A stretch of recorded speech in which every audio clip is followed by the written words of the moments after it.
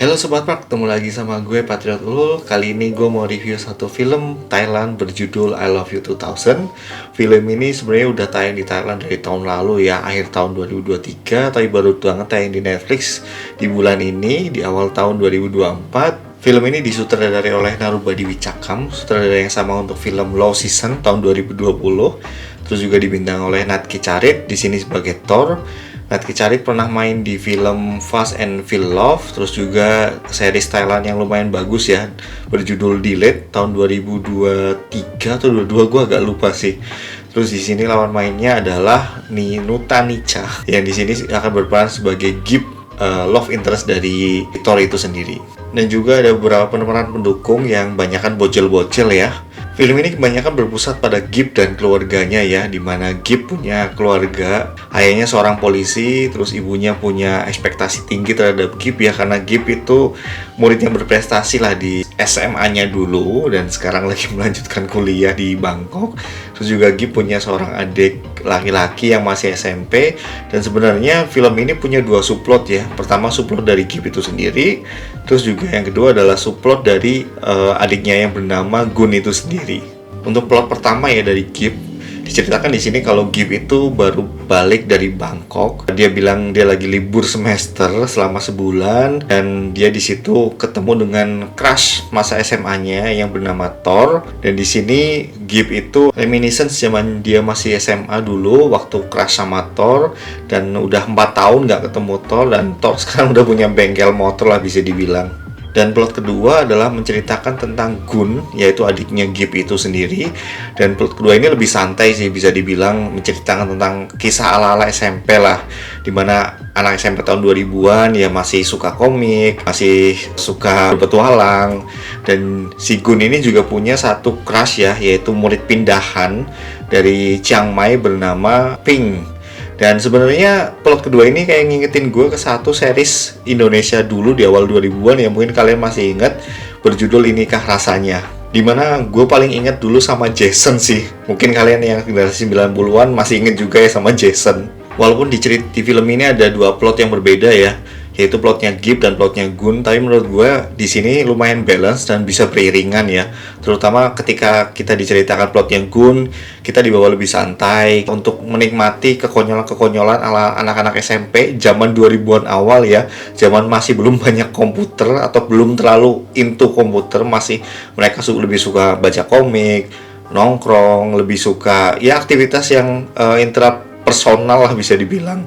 Dan sementara ketika plotnya ke Gibb, kita dibawa bisa lebih serius, dibawa lebih tahu kalau Gibb itu sedang ngalamin satu masalah yang lumayan berat ya di sini ya, dimana dia itu pas balik sebenarnya alasannya bukan karena lagi liburan, tapi ada satu alasan yang akan ke-reveal di akhir film, dan ini nggak akan gue reveal di sini, tapi itu ada hubungannya sama tekanan dari ibunya sendiri, orang tuanya, terus juga tekanan masa lalunya yang mana dia bisa dibilang murid berprestasi lah di sekolahnya. Gue sebenarnya cukup relate ya sama yang dialami Gibb ini sebenarnya, walaupun nggak akan gue reveal, tapi intinya di clue ini Gibb itu ngalamin stres dan depresi di akhir-akhir semester dia. Dan gue pernah ngalamin ini juga ketika di akhir semester temen lu udah pada lulus, dan temen lu bahkan udah ada yang lanjut S2 sementara lu masih stuck.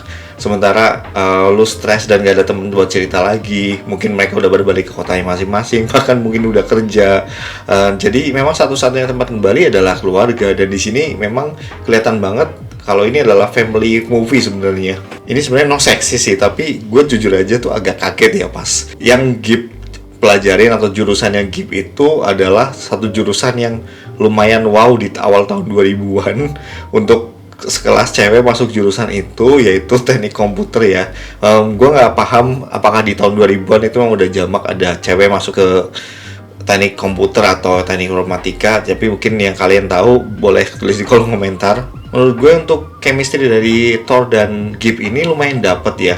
Walaupun sepanjang cerita ya, lu akan nemuin mereka itu kaku banget, mereka itu nggak pernah ngomong, mereka itu bisa dibilang mungkin lu akan gak setuju sama pendapat gue ketika lu awal nonton, tapi ketika reveal di belakang ternyata mereka punya alasan yang membuat mereka bertingkah seperti itu, lu akan paham kalau ya memang mereka harus seperti itu, walaupun kelihatannya tuh nggak ada chemistry, tapi memang chemistry yang harus dibangun tuh seperti itu, karena ini tuh kayak long lost love sih bisa bilang. Dan backstory kenapa mereka bisa seperti itu, long lost love apa yang mereka sebenarnya alamin, itu sebenarnya lumayan ngena banget sih buat gue sih, lumayan speechless lah gue lah.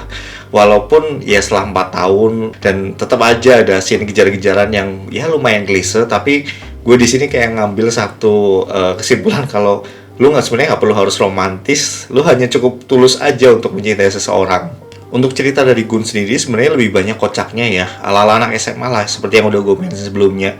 Mereka tuh ceritanya lebih ke persahabatan dan cinta-cinta monyet lah ala anak SMA, di mana mereka punya geng, terus kelasnya Gun juga ikut dalam geng tersebut. Tapi ada satu scene sedih sih, di mana mereka kehilangan salah satu sahabat mereka, dan sahabat mereka ini punya wasiat lah bisa dibilang, yang ngefans banget sama salah satu Miss Thailand dan ingin menyampaikan surat ya, pada waktu itu masih ada surat.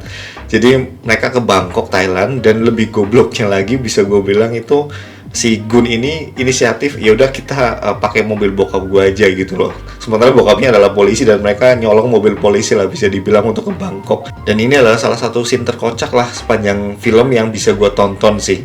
Untuk visual film ini overall menurut gue ini visual yang cocok memang untuk film-film dengan tema drama keluarga sih. Mirip-mirip Keluarga Cemara lah kalau di Indonesia. Santai, gak terlalu intens, tapi kita bisa menikmati sih.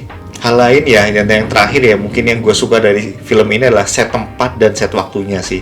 Jadi set tempatnya itu ada di sebuah provinsi di Thailand ya, bernama Chantaburi, dan kotanya itu di kota Klung.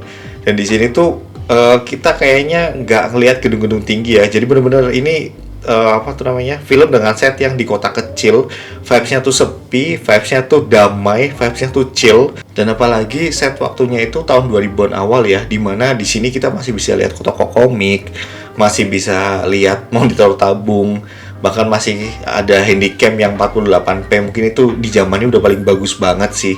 Dan menurut gue elemen-elemen atau aspek-aspek kecil itu tuh menambah kedamaian dari kota tersebut lah.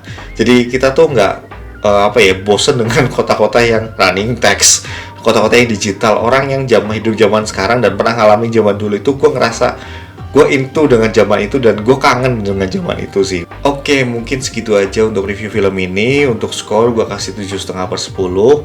Film ini walaupun niche-nya atau temanya itu generik ya, tema tentang keluarga, tentang persahabatan, tentang long lost love, tapi menurut gue masih santai, apalagi dengan set waktu dan set tempat ya, yang dimana kota kecil tahun 2000-an awal, dan itu menurut gue itu into banget ke situ, dan itu damai banget sih menurut gue sih.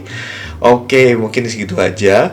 Dan kalau ada pendapat yang salah, tolong benerin. Kalau misalkan lu mau diskusi, kita diskusi di kolom komentar. See you in the next movie review. Bye bye Sobat Park.